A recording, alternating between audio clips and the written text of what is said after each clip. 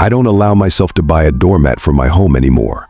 I lived in an apartment complex about 5 years ago right in the heart of New York City. I was living alone at the time. My family was in Rhode Island, and with me being new to the area, I didn't have many friends to speak of. I moved into shallow reed with my backpack and 2 large suitcases. Boxes from home were on the way, but it couldn't be anything too big to not fit in the mail and had to be light enough for me to not go dirt poor in fees. My family helped ... but they've already done enough. I was fresh out of college and looking to be an editor. This lifestyle didn't come with the highest hope, just an immature energy that will push your loved ones away from you but will fulfill your personal aspirations. My apartment was small but fulfilled more than enough. The rooms were clean and the utilities worked. I was stressed but happy, excited even. The area was, well, pretty rough. I had to grow a pretty thick skin to not take it personally if someone was calling me something or trying to hassle me. Crossing the street was once stressful, but it's nothing now. The bus station was only down the street and it took me everywhere I needed to go. I didn't take my car with me, so walking in public transport was my way to go. It was about 2 years into my job at a publishing house that I had to leave. I had recently gotten a few shelves, a few wall decorations, and a welcome mat for the entrance to my apartment. It was a tufted mat with a rainbow and under it was a white lettering of welcome. Something sweet, subtle queer pride, you know, a homey feel. The day of the incident went about as expected. I woke up for work, did what I had to do, and came home. I didn't go out to a club or a bar that night. I liked the nightlife of the city. I had a few people over every now and again, but no one really stuck around. I had a relatively defensive disposition with where I lived. There were a few times that I had to fend off solicitors. I always kept my door locked and bolted. I didn't take any risks, especially when I lived on the first floor. I was pretty pissed off that night, to be honest. The unit above me was blasting music, and the couple in the room next to me was ... enjoying their relationship just a bit too loudly. It was a little after 8 p.m. and I was watching something on my TV. I didn't really watch a lot of TV shows. I read what I needed from my phone and heard office gossip at work. I did watch the nightly news though, got into that habit from my parents. I had to be in the know about literary news, not so much local news. Suddenly I heard the faintest sound of a knock. I perked up from my seat on my couch but didn't mute the show I was watching. It could have just been anything. There was a knock again, this time sounding more firm, more confident. Immediately I stood, some panic starting to rush through me. Who would be knocking on my door at this hour? The police. Maybe a neighbor? I walked over to my door quietly, sneaking up to look through the peephole. The person was looking down at the floor and had a red jacket on with the hood obscuring their face. They looked small though ... like a child. They nervously shuffled as they waited for me to respond. I cleared my throat and put on my man voice, trying to sound somewhat intimidating. They were knocking at my door after all. "Hello, who's there?" The person turned to look at the door. I could see the tears running down the young girl's face. I barely even gave it a second thought as I opened the door. With her being what, no more than 9? I was concerned for her rather than myself. "Hi, little one.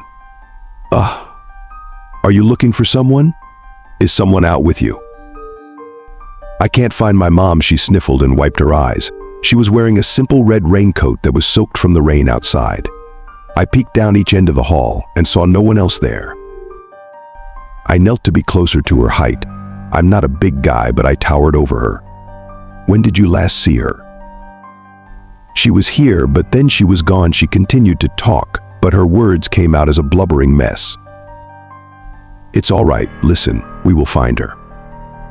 Do you know a phone number we can call?" She nodded and wiped her face once more. "Come inside and we will get you dried off." I gently offered her my hand, which she took after a moment. There was no such thing as a front office to shallow reed, and at this time of day, I doubted any of the landlords were here. She wiped her shoes on my doormat, and when she looked up, her eyes were wide, scanning around the apartment. Not that I felt embarrassed at the time, but my house wasn't really geared toward young children. I had a nice little cart of different alcohols and various collections strewn about that I used for decoration. I led her to the living room where the TV was. She took off her raincoat after I asked if I could leave it on the doorknob outside the apartment. Anyone who knew her would recognize it, and I doubted anyone in my building would steal a children's raincoat. I quickly rushed to my bathroom to grab her a towel. She was standing in the center of the living room staring at the TV. I offered her the towel and grabbed my phone. "Here you are. I'm Derek. Can I get your name?" "I'm Cho. I'm calling Mom," she said in her small voice. I offered her my phone, which she quickly snatched up, dialing the numbers. She turned her back to me as the dial tone rang. I stepped away to the kitchen to give her a moment. A small marble island separated the two rooms, which allowed me to peek over at her while I got her a cup of water. After a few moments, she spoke in a different language, which I only knew enough about to know it was some Asian language. She turned to me as I handed her the water. "What is this place?" she asked. "Shallow Reed Apartments. I'm Unit 5. First floor," I clarified. She spoke again to the person on the phone. She was quiet for a moment, looking around the room as if someone could be listening to her. She briefly made eye contact with me and flicked her gaze away. I felt a bit awkward standing there. Despite knowing the fact that this little girl could do absolutely nothing to harm me, I was still a bit on edge. It was a few moments later before Cho handed me my phone back. "She'll be here soon," was all she said to me, looking down at the floor. I looked at my phone, thinking if I should report this to the police or not. Yeah, her mother is on the way, but why was she missing in the first place? "How come you knocked on my door and not Unit 1? "Sorry, the first door in the hall." "Your carpet." "My carpet?" I thought. What did she mean by that? "There's a rainbow." "No one else had a rainbow," she said simply, like it was obvious. I realized then she was talking about my doormat. Shallow Reeds wasn't exactly the most queer inclusive, but I didn't worry about someone knocking down my door for having a rainbow on my mat. I hoped to show a bit of friendliness, didn't expect it would lead a kid to my door. I moved on and asked another question. "How did you and your mom get separated?" I asked her in the most peaceful tone I could. She didn't answer, she just kept staring at the ground. Her eyes darted to my TV when the opening theme for the news started playing. "Can you change this, please?" she asked. I mean, it felt out of the blue that she asked me that. But then again, I don't think the news is the most popular children's show. I found the remote right where I left it on the arm of the couch and put on a kid's show starring a blue healer family. Figured that would be better than the nightly news. She didn't really seem open to talking much anyway. Well, the quicker she's out of here, the better, I thought. It was maybe 5 minutes later that a hurried knock sounded through the apartment. I immediately stood up from where I was on the opposite end of the couch from Cho and rushed to the door. I instantly opened it up and found a woman clutching the red raincoat in her hands. Unlike Cho, she had long black hair and a slight hunch on her back. She looked younger than what I expected to be walking with a hunch. She was maybe in her 30s to 40s. Cho cried behind me, "Mama." I quickly stepped to the side as the woman moved past me and into my home. I kept the door open, expecting them to be on their way shortly. The mother started talking to Cho in the same language I heard over the phone. She cupped her face in her hands and did a thorough look-over of her child. "She arrived maybe 10 minutes ago. She hasn't said much," I spoke up, but the mom didn't indicate if she heard me or not. "Would you mind if we use your restroom? She has a cut on her arm that I want to clean," said the mom. "Oh, sure. It's down the hall and to the left. First aid kit is in the closet." I pointed in the direction she had to go. My bedroom was right across from it. She led her daughter to the bathroom, looking a bit too curiously into my bedroom for my liking. They've seen the whole apartment by this point. I didn't remember seeing a scratch on the kid, but I didn't search her to begin with. While they were in the bathroom, I went to change the TV but couldn't find the remote. I found that a bit odd, seeing as I placed it in the same spot I did earlier. The great thing about today's day and age is that everything is digital, so I pulled up the TV app on my phone and changed it from there. When I changed the channel back to the news, I was met with the video of a roaring house fire that happened earlier in the day. Well, I didn't miss all of the nightly news coverage. I could hear them fiercely whispering in the bathroom, which I didn't find surprising. I'm sure the mom was giving the kid an earful. But I was under the impression that improper adult supervision was the cause and not the child. But I'm not going to intervene. And in our last update of the night, we have a local alert brought to you by the police department. We are on the lookout for a group of individuals wanted for home invasion and homicide. On the screen, they flashed a few images of men that all looked like basic figures. None of them really stood out in any remarkable way. They all wore black masks and all had thin figures. They've been breaking into homes and stealing electronics, jewelry, and anything that could be sold off easily. It was what came next that caused my stomach to churn. In their most recent attack, the homeowners had a camera system installed that captured the entire event all on film. On the TV screen, someone was standing in a bright red raincoat. The recording had audio and subtitles to go along with it. I can't find my mom. I could feel the blood draining from my face. I quickly lowered the TV volume, looking behind me to make sure no one was there. The bathroom light was still on, but the whispering had stopped. I turned back to the screen and they had fast-forwarded the clip. The same woman in my bathroom was there on my screen. I quickly dialed 911 and turned off the TV. I kept my eyes locked on the bathroom as I rushed to the front door. When I was about to reach for the handle, a heavy knock banged against the door. I froze in place, my finger hovering over the call button. From the bathroom, I heard the lady call. "That should be my brother. He's our ride home. Can you tell him we will be right out?" "Sure thing. Let me just turn off the oven," I responded. Panic coursed through me. I slowly locked the door. I even grabbed some mail to make an impromptu doorstop. As I shoved it underneath the door, the person knocked again. I jumped back and tiptoed to my bedroom. They pounded the door again. I held my breath as I passed the bathroom. Neither the girl nor the woman made a sound. I locked my door behind me and called 911. 911, what's your emergency? My house is being broken into. It's the people from.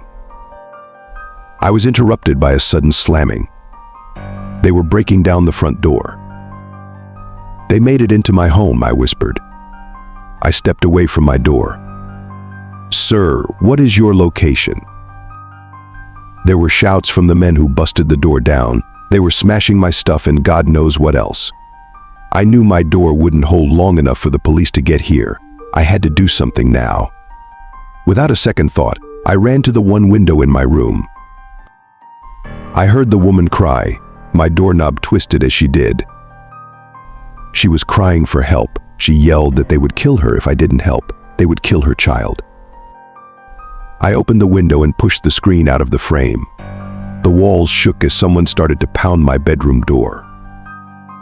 I stepped out of the frame, only to have a hand grab tightly onto my shirt collar. Someone was standing outside waiting. I dropped my phone as I was pushed to the ground. I could hear the 911 operator yelling through the phone as it dropped, breaking against the small rocks that lined my building. There were hands around my throat before I could even react. The person on top of me dropped all his weight onto my hips, straddling me and keeping me pinned. I struggled in his grip. I didn't even have time to panic. All I could do was react. I'll never forget the look in his eyes, the utter disregard for humanity. I can still see the smile stretched across his lips. I could see myself reflected in the black of his eyes. I tried to knock away his arms, trying to scratch at his face. My head was pounding, and my vision getting darker and darker. I couldn't hear him, but I could see him bending closer to my face. Spit hit my cheeks as he laughed just inches from me. I grabbed the ground under me and used the last of my strength to aim for those dark pools. The blood hit my cheek before his laughter turned into screaming. Air rushed into my lungs as the man clutched his eye, or what would be left of it. I could only wiggle away from him as he dislodged the small rock from his eye socket. He pulled out more than the rock. I finally picked myself up and left the man behind me. I ran.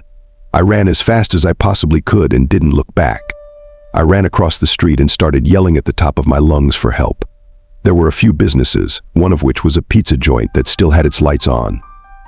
I ran to their door and yanked it open. I quickly found the lock for the glass door and turned it.